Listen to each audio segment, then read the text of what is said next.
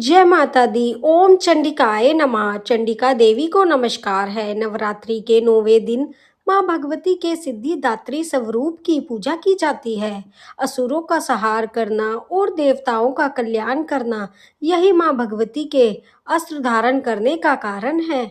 मान्यता है कि माता सिद्धिदात्री ने यह स्वरूप असुरों का संहार करने के लिए ही धारण किया था।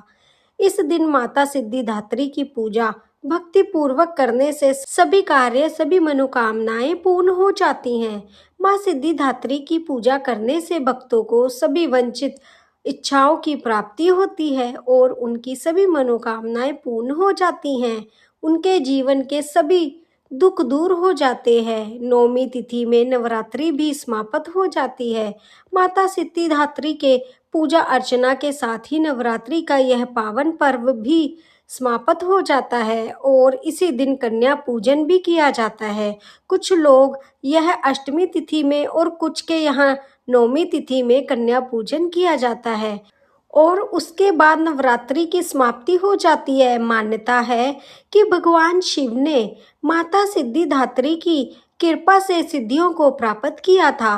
माता सिद्धिदात्री कमल के पुष्प पर विराजमान है और माता सिद्धिदात्री की पूजा केवल मनुष्य ही नहीं बल्कि गंधर्व, यक्ष, देवता और असुर भी करते हैं। संसार में जितनी भी वस्तुएं हैं, जो भी इच्छाएं हैं, उन सभी को पूर्ण करने के लिए और उन सभी वस्तुओं को प्राप्त करने के लिए नवरात्रि के 9वें दिन माता सिद्धिदात्री की पूजा की जाती है। ऐसी मान्यता है कि भगवान शिव ने विधि विधान से माता सिद्धिदात्री की पूजा और आराधना की थी। तब माता सिद्धिदात्री की पूजा अर्चना से भगवान शिव को अर्धनेश्वर का यह स्वरूप प्राप्त हुआ। इस दिन माता सिद्धिदात्री की पूजा करने से मोक्ष की प्राप्ति होती है। माता के सिद्धिदात्री स्वरूप की पूजा करने से भक्तों के जीवन के सारे कष्ट दूर हो जाते हैं और अपने जीवन में सभी सुखों को भोगकर वे अंत में मोक्ष को प्राप्त करते हैं। माता का यह स्वरूप बहुत शक्तिशाली है। माता का यह रूप सभी देवताओं के तेज से प्रकट हुआ है। असुर महिषासुर के अत्याचार से परेशान होकर जब सभी देवतागण भगवान शिव और भगवान विष्णु की शरण में गए और उनसे सहायता मांगी, तब वहां पर उपस्थित सभी देवताओं के शरीर से एक तेज उत्पन्न हुआ। वह सारा तेज मिलकर एक हो गया और उससे एक दिव्य शक्ति का निर्माण हुआ। उसे माता सिद्धिदात्री के रूप में जाना जाता है। माता की 4 भुजाएं हैं और माता ने अपनी भुजाओं में शंख, चक्र, गदा और कमल का पुष्प धारण किया हुआ है। माता सिद्धिदात्री कमल पर विराजमान रहती हैं और इनके गले में सफेद फूलों की माला और मस्तक पर दिव्य तेज धारण किया हुआ है। पौराणिक मान्यताओं के अनुसार माता सिद्धिदात्री की पूजा करने से भगवान शिव को अर्धनेश्वर का स्वरूप प्राप्त हुआ। अर्धनेश्वर के रूप में भगवान शिव को हम देखते हैं तो उनका आधा शरीर स्त्री का है और आधा शरीर पुरुष का है। यह अवतार महिला और पुरुष दोनों की ही समानता का संदेश देता है। एक पौराणिक कथा के अनुसार जब ब्रह्मा जी को सृष्टि के निर्माण का कार्य सौंपा गया, तब किसी भी नारी की उत्पत्ति नहीं हुई थी। जब ब्रह्मा जी ने सृष्टि के निर्माण का कार्य शुरू किया, तब उन्हें ज्ञात हुआ कि उनकी यह सारी रचनाएं तो जीवन उपरांत नष्ट हो जाएंगी और बार बार उन्हें हर बार एक नए सिरे से सृजन करना होगा। फिर गहन विचार के बाद वे किसी निर्णय पे नहीं पहुंच पाए। तब अपनी समस्या के समाधान के लिए ब्रह्मा जी को भगवान शिव की शरण में जाना पड़ा। उन्होंने भगवान शिव को प्रसन्न करने के लिए बहुत कठिन तपस्या की। उनकी कठिन तपस्या से भगवान शिव प्रसन्न हुए और ब्रह्मा जी की समस्या के समाधान के लिए भगवान शिव अर्धनेश्वर स्वरूप में प्रकट हुए। तब जब उन्होंने इस स्वरूप में भगवान शिव का दर्शन किया, तब ब्रह्मा जी ने देखा कि भगवान शिव के आधे भाग में साक्षात शिव हैं और आधे भाग में स्त्री रूपी शिव यानी शक्ति मौजूद हैं। तब भगवान शिव से शक्ति अलग हुई और फिर शक्ति ने अपने मस्तक के मध्य भाग में अपनी ही तरह कांत वाली एक अन्य शक्ति को प्रकट किया। इसी शक्ति ने दक्ष के यहाँ उसकी पुत्री के रूप में जन्म लिया, जिसके बाद से सृष्टि की शुरुआत हुई। इनका वाहन सिंह है और माता की पूजा अर्चना करते समय कुछ बातों का ध्यान रखा जाता है। जैसे यह नवरात्रि का 9वां दिन है, तो आज के दिन माता को 9 तरह के भोग अर्पित करने चाहिए। 9 प्रकार के फूलों से माता का पूजन करना चाहिए। घर पर ही धूप दीप नैवेद्य और हवन आदि से माता सिद्धिदात्री की पूजा करनी चाहिए। से माता की पूजा करके कन्या पूजन करके माता को भोग लगाकर माता सिद्धिदात्री की आरती करनी चाहिए। तो सभी प्रेम से बोलिए सिद्धिदात्री माता की जय हो। अब हम सुनेंगे नवरात्रि की व्रत कथा। तो बोलिए दुर्गा देवी की जय हो। बैठक नाम के मनोहर नगर में एक अनाथ नाम का ब्राह्मण रहता था। वह भगवती दुर्गा का भक्त था। उस ब्राह्मण के घर में संपूर्ण सद्गुणों से युक्त मानो ब्रह्मा की सबसे पहली रचना हो, ऐसी यथार्थ नामक वाली सुमति नाम की एक अत्यंत सुंदर पुत्री पैदा हुई। वह कन्या सुमति अपने घर में बालपन में अपनी सहेलियों के साथ कीड़ा करती हुई इस प्रकार बढ़ने लगी जैसे शुक्ल पक्ष में चंद्रमा की कला बढ़ती है। उसके पिता प्रतिदिन दुर्गा की पूजा करते भी नियमित से वहां पर उपस्थित होती। एक दिन सुमति अपनी सखियों के साथ खेलने लग गई और भगवती के पूजन में उपस्थित नहीं हुई। उसके पिता को पुत्री की ऐसी असंविधानी देखकर बड़ा दुख हुआ। उसे बड़ा क्रोध आया और वह अपनी पुत्री से कहने लगा, हे दुष्ट पुत्री, आज प्रभात से तुमने भगवती का पूजन नहीं किया। इस कारण मैं किसी कुष्ठी और दरिद्र मनुष्य के साथ तेरा विवाह करूंगा। इस प्रकार कुपित पिता के वचनों को सुनकर सुमति को बड़ा दुख हुआ और वह अपने पिता से कहने लगी, हे पिताजी, मैं आपकी कन्या हूँ। मैं सब तरह के आपके अधीन हूँ। जैसे आपकी इच्छा हो आप वैसे ही करें। राजा कुष्ठ अथवा किसी और के साथ जैसी आपकी इच्छा हो आप मेरा विवाह कर सकते हैं, पर होगा वही जो मेरे भाग्य में लिखा होगा। मेरा तो इस पर पूरा विश्वास है। मनुष्य न जाने कितने मनोरथों का चिंतन करता है, पर होता वही है जो भाग्य में विधाता ने लिखा है। जो जैसा करता है उसको फल भी उसी कर्म के अनुसार प्राप्त होता है, क्योंकि कर्म करना मनुष्य के अधीन है, पर फल तो देवता के अधीन है। जैसे अग्नि में पड़े हुए तन आदि अग्नि को और अधिक प्रदीप्त कर देते हैं, उसी तरह आपकी कन्या के ऐसे निर्भक्ता से कहे हुए वचन सुनकर ब्राह्मण को और अधिक क्रोध आ गया।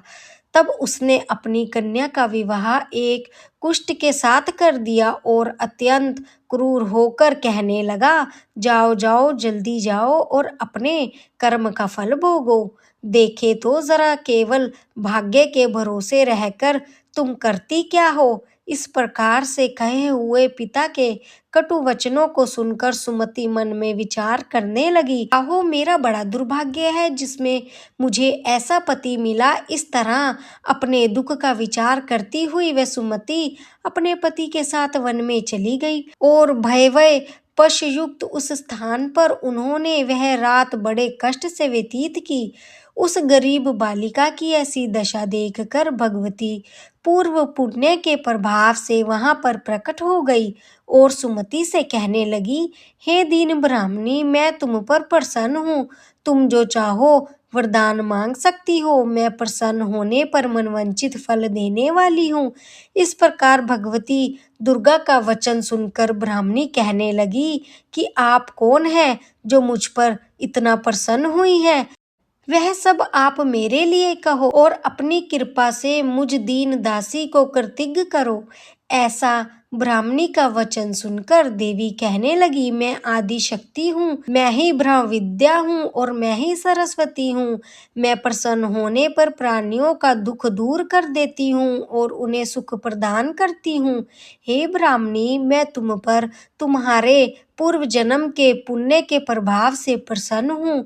तुम्हारे पूर्व जन्म का वृत्तांत सुनाती हूँ, ध्यान से सुनो। पहले के जन्म में तुम एक निष्पाद की स्त्री थी, अति पवित्रता थी। एक दिन तेरे पति निष्पाद ने चोरी की। चोरी करने के कारण तुम दोनों को सिपाहियों ने पकड़ लिया और ले जाकर जेल खाने में कैद कर दिया। उन लोगों ने ना तेरे को ना तेरे पति को भोजन भी नहीं दिया। इस प्रकार नवरात्रि के 9 दिनों में ना ही तुमने कुछ खाया और ना ही कोई जल पिया। 9 दिनों का नवरात्रों का व्रत हो गया।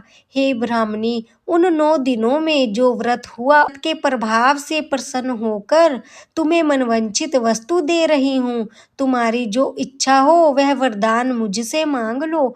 इस प्रकार देवी दुर्गा के कहे वचन सुनकर ब्राह्मणी कहने लगी, अगर आप मुझ पर प्रसन्न है तो हे दुर्गा माँ, आपको मैं प्रणाम करती हूँ। कृपा करके मेरे पति के कुष्ठ को दूर करिए। देवी कहने लगी, उन दिनों में से जो तुमने व्रत किया था उस व्रत के एक दिन का पुण्य अपने पति का कुष्ठ दूर करने के लिए अर्पण करो। मेरे प्रभाव से तुम्हारा पति कुष्ठ से रहित और सोने के समान शरीर वाला हो जाएगा। ब्रह्मा जी कहते हैं, इस प्रकार देवी का वचन सुनकर वह ब्राह्मणी बहुत प्रसन्न हुई और पति को निरोग करने की इच्छा से ठीक है ऐसा बोली। तब उसके पति का शरीर भगवती दुर्गा की कृपा से कुष्ठहीन हो गया और अति कांत युक्त हो गया, जिसकी कांत के समान चंद्रमा की कांत भी क्षीण हो जाती है।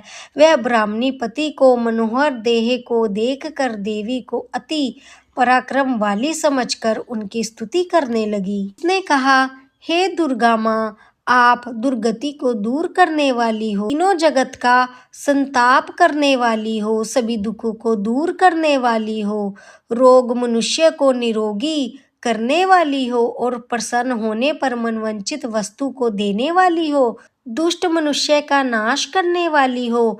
तुम ही सारे जगत की माता हो, तुम ही सारे जगत की पिता हो। हे अम्बे, मुझ अपराध रही अबला की मेरे पिता ने कुष्ठी के साथ विवाह कर मुझे घर से निकाल दिया। उनकी निकली हुई मैं पृथ्वी पर घूमने लगी। आपने ही मेरा इस आपत्ति रूपी समुद्र से उद्धार किया। हे देवी, मैं आपको प्रणाम करती हूँ, आप मुझ दीन की रक्षा करो। ब्रह्मा जी कहते हैं, हे बृहस्पति, इस प्रकार इस सुमति ने मन से देवी की बहुत स्तुति की। उससे ही हुई स्तुति को सुनकर देवी को बहुत संतोष हुआ और वे ब्राह्मणी से कहने लगी, हे ब्राह्मणी, उदाल्य नाम का एक अति बुद्धिमान, धनवान, कीर्तिवान और जितेंद्र पुत्र तुम्हें शीघ्र ही प्राप्त होगा। ऐसा कहकर देवी ब्राह्मणी से फिर कहने लगी, हे ब्राह्मणी, और भी जो कोई तेरी कुछ इच्छा हो वही मनवांछित वस्तु मुझसे मांग सकती हो। ऐसा भगवती दुर्गा का वचन सुनकर सुमति बोली, हे भगवती दुर्गा, अगर आप मेरे पे प्रसन्न हो तो कृपा कर मुझे नवरात्रि व्रत की विधि बताइए। हे दयावंती, जिस विधि से नवरात्रे करने पर आप प्रसन्न होती हैं, इस विधि को और उसके फल को मेरे लिए विस्तार से वर्णन करें। इस प्रकार ब्राह्मणी के वचन को सुनकर दुर्गा देवी कहने लगी, हे ब्राह्मणी, मैं तुम्हारे लिए संपूर्ण पापों को दूर करने वाली नवरात्रि की विधि बताती हूँ, जिसे सुनने से सभी पापों को छुटकारा मोक्ष की प्राप्ति होती है। अश्विन माह के शुक्ल पक्ष की प्रतिपदा से लेकर 9 दिनों तक विधि पूर्वक व्रत करे। यदि दिन भर का व्रत ना कर सके तो एक समय भोजन करे। पढ़े लिखे ब्राह्मणों से पूछकर कलश की स्थापना करे और वाटिका बनाकर उसको प्रतिदिन जल से सींचे। महाकाली, महालक्ष्मी और महासरस्वती इनकी मूर्तियां बनाकर नित्य विधि सहित पूजा करे। जोरा के फूल का अर्घ देने पर रूप की प्राप्ति होती है। जायफल से कीर्ति और दाग से कार्य की सिद्धि होती है। आंवले से सुख और केले से भूषण की प्राप्ति होती है। इस प्रकार फलों से अर्घ देकर यथाविधि हवन करे। खांड, घी, गेहूं, शहद, जौ, तिल, बेल व नारियल, दाख और कंदब इनमें हवन करे। गेहूं से होम करने से लक्ष्मी की प्राप्ति होती है। खीर और चंपा के पुष्पों से धन और पत्तों के तेज और सुख की प्राप्ति होती है। आंवले से कीर्ति और केले से पुत्र की प्राप्ति होती है। कमल से राज सम्मान और दाक से सुखों की प्राप्ति होती है। खांड, घी, नारियल, जौ और तिल, इनसे और फूलों के होम करने से मनवांछित वस्तु की प्राप्ति होती है। व्रत करने वाला मनुष्य इस विधि से होम करके आचार्य को अति नम्रता से प्रणाम करे और विधि की सिद्धि के लिए उसे दक्षिणा दे। इस महाव्रत को इस बताई विधि के अनुसार जो कोई भी करता है उसके सभी मनोरथ सिद्ध हो जाते हैं। इसमें जरा सी भी शंका नहीं है। इन 9 दिनों में जो भी कुछ दान आदि दिया जाता है उसका करोड़ों गुण फल प्राप्त होता है। इस नवरात्रि के व्रत करने से अश्वमेध यज्ञ के फल की प्राप्ति होती है। ब्राह्मणी इस संपूर्ण कामनाओं को पूर्ण करने वाले उत्तम व्रत को तीर्थ, मंदिर अथवा घर में ही विधि पूर्वक करना चाहिए। तो सभी प्रेम से बोलिए दुर्गा देवी की जय।